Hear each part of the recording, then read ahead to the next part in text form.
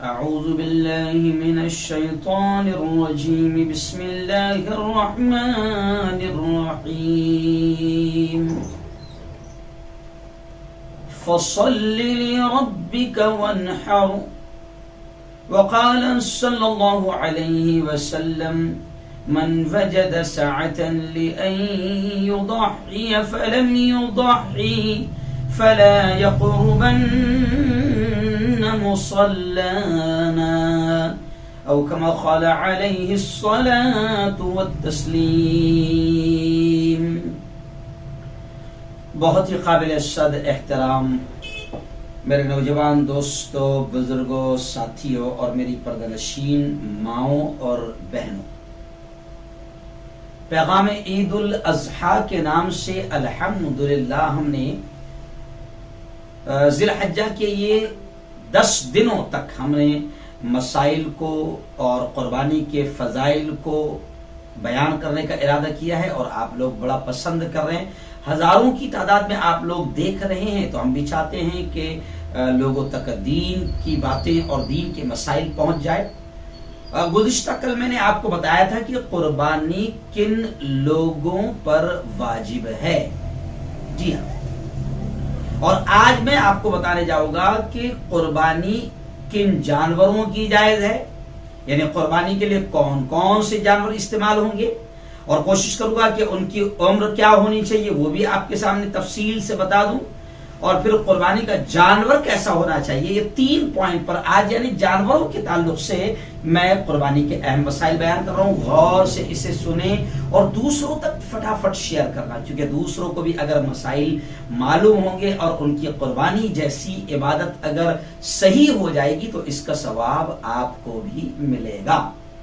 جی ہاں، گزشتہ کل میں نے آپ کو بتایا تھا کہ قربانی کن لوگوں پر واجب ہے، تو شارٹلی پھر آپ کو بتا دوں کہ جو لوگ خود صاحب مال ہیں تو پہلے تو ان پر خود کی قربانی واجب ہے۔ میں یہ اس لیے کہہ رہا ہوں کہ بعض لوگ کیا کر رہے ہیں، مثال کے طور پر ایک ہی حصہ لے رہے ہیں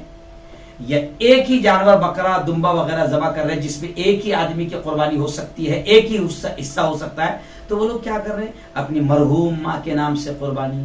مرحوم باپ کے نام سے قربانی، یا پھر پیارے آقا صلی اللہ علیہ وسلم کے نام کی قربانی۔ تو آپ اس بات کو سمجھ لیں کہ پہلے آپ پر خود پر قربانی واجب ہے، آپ پہلے خود کی قربانی کریں گے، اس کے بعد اگر اللہ نے آپ کو مال دیا ہے تو کیجیے، آپ نبی کریم صلی اللہ علیہ وسلم کے نام کی،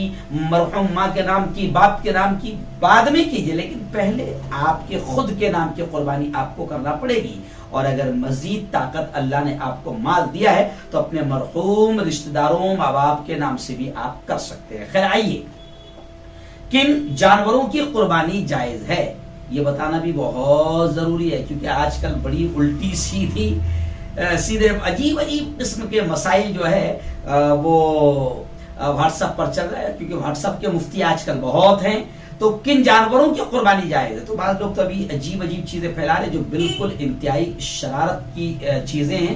اب صرف میں وہ کیا پھیلا رہے وہ نہیں بتاؤں گا، جن جانوروں کی قربانی جائز ہے وہ میں آپ کو بتا دوں۔ بکرا، بکری، بھیڑ، دمبا، گائے، بیل، بھینس، بھینسا، اونٹ، اونٹنی، جی ہاں، ان جانوروں کی قربانی جائز ہے۔ اس کے علاوہ آپ سوچیں گے کہ مرغی کی قربانی کر دیں، جائز نہیں ہے۔ انڈا بعض ایسی بھی چلا رہے ہیں، انڈا قربان کر دیں، جائز نہیں ہے۔ پوری دنیا ہماری بات کو سن رہی ہے، تو میں تمام کے لیے کہہ رہا ہوں کہ بکرا، بکری، بھیڑ، دمبا، گائے، بیل، بھینس، بھینسا، اونٹ، اونٹنی، ان جانوروں کی قربانی جائز ہے۔ اب ہمارے پیارے ملک بھارت میں کچھ لوگ جو ہے وہ گو رکشا کے نام پر کافی آتنکواد مچاتے ہیں، تو خیر میرا بھی یہ کہنا ہے کہ اگر ہمارے ملک کے ہندو بھائیوں کے جذبات اس سے مجروح ہوتے تو کوئی بات نہیں نا، آپ گائے ذبح نہ کریں، یا جو بھی ہمارے ملک کی قانون جو ہمارے سامنے ہیں ہم ان جانوروں کو چھوڑ دیں، باقی آپ کے لیے اور بھی تو جانور ہیں، اور بھی جو جانور شریعت نے بتائی آپ ان کی قربانی کر سکتے تو بالکل ان کی قربانی کیجئے. جن جانوروں سے اگر آپ کی حکومت منع کر رہی ہے یا ان جانوروں کے نام پر ملک کے فسادیوں کو اگر فساد پھیلانے کا موقع مل رہا ہے تو آپ اس کی احتیاط کریں, آپ وہ جانور نہ کریں. آئیے میں آپ کو بتا دوں کہ ان 6 جانوروں کے نر اور مادہ دونوں کی قربانی, یعنی بکرا ہے تو بکرا بھی چلے گا, بکری بھی چلے گی, بھیڑ ہے تو بھیڑ کا نر بھیڑ کا مادہ دونوں چلے گی. اس کے علاوہ کسی اور جانور کی قربانی جائز نہیں. اگر کوئی جنگلی جانور مثلا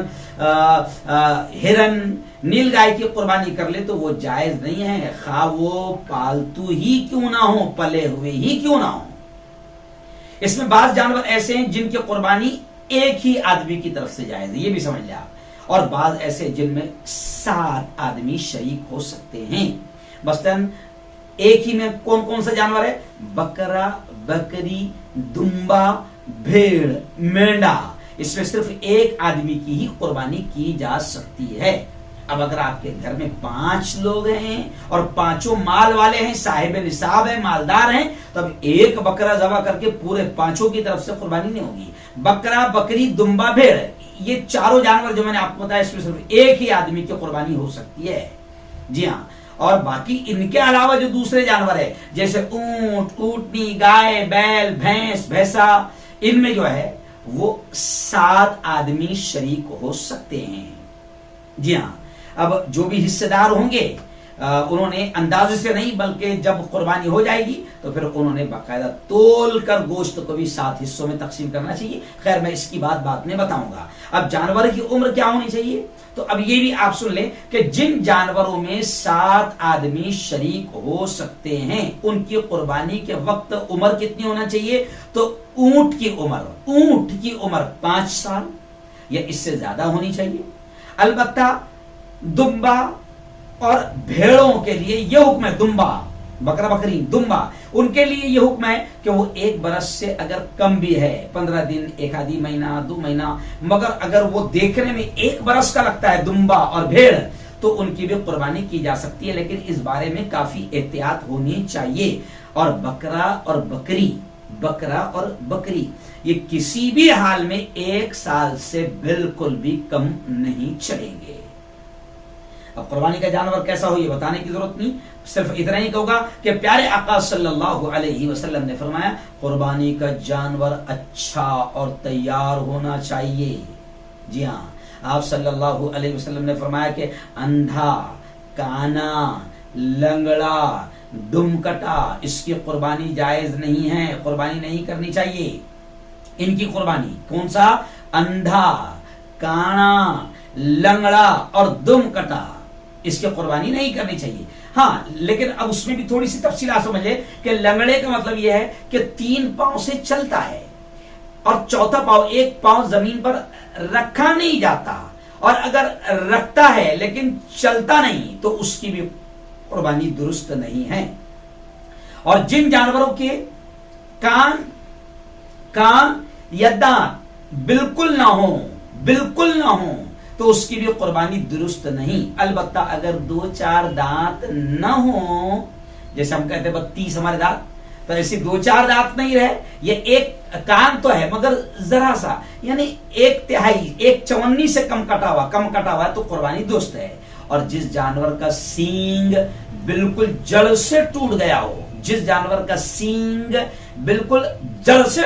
ہو, تو اس کی بھی قربانی درست نہیں. البتہ اگر تھوڑا سا ٹوٹا ہے سینگ یا پیدائشی طور پر سینگ نہیں ہے تو اس کی قربانی درست ہے. اسی طرح بہت زیادہ مریل اور دبلے جانور کی قربانی نہیں کرنی چاہیے. جائز تو ہے مگر نہیں کرنی چاہیے. ہاں, مریل اور دبلے کا مطلب یہ ہے کہ صرف ہڈی دکھ رہی